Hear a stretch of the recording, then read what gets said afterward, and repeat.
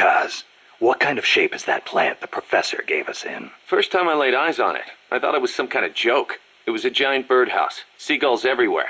We eventually scraped off most of the rust and bird crap. The underlying structure's intact. Little elbow grease, and we should be in business. Who used to own it anyway? Whatever shape it's in now, somebody sank some serious money into building it. From what I can tell, an American university built it as a research platform for ocean thermal energy conversion. The name's still on some of the rusty old power turbines. I'm guessing they must have had government and corporate assistance to build it too. But they couldn't solve the thermal efficiency problem, and the project was canceled. Then after the university abandoned it, a KGB front company scooped it up for next to nothing. At least that's my theory. How'd the KGB manage to buy a plant built with American capital, front company or not? Yeah, that professor is quite the operator. One other thing.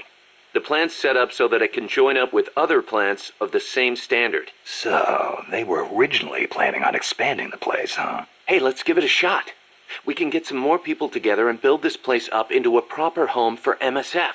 You're with me on this, right, boss?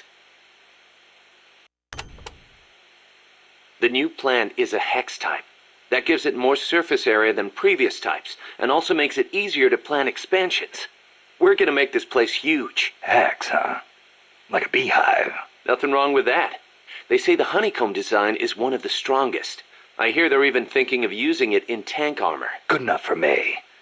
I'll see about finding us some worker bees. Appreciate it, boss. By the way, Kaz, who do you think's our queen bee? Good question. I was thinking maybe Poss. I was thinking Strangelove. I can see that. Or maybe Cecile. On second thought, I might go with Amanda. How about this, Snake? We'll have an army of queen bees. Sure. Why not? Snake, you can use the Fulton surface-to-air recovery system to send prisoners and unconscious mercenaries you encounter back to Mother Base. I know you've used the Fulton before, but just to make sure I'm not missing anything, let's review the steps. Okay. First, attach a balloon to the unconscious enemy or captured prisoner.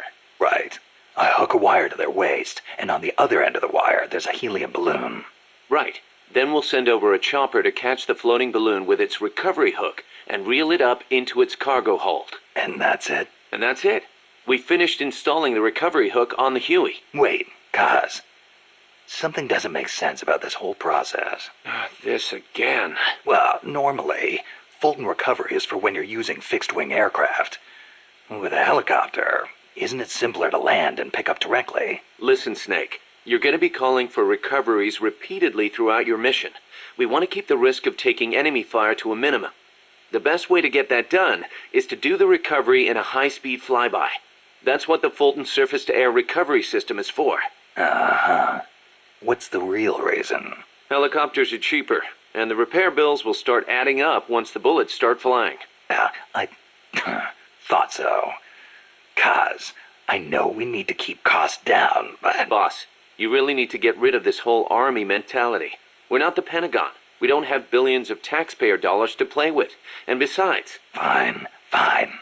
Just pick a reason that makes sense. Helicopters have quicker response time. Sounds strange, yeah, but it works great. I promise.